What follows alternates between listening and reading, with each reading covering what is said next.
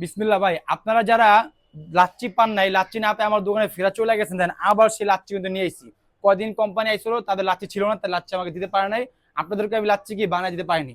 এখন সে আবারও সে নিয়ে আসলাম কি আমার লাচ্ছি বানাতেছি, দেখেন।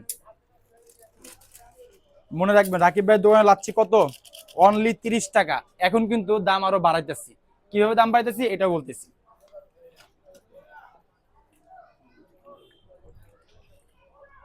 দাম বাড়ানোর কারণ কি জানেন?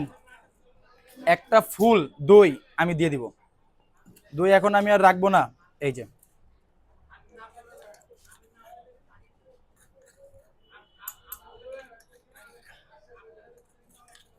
আলহামদুলিল্লাহ দেওয়া শেষ।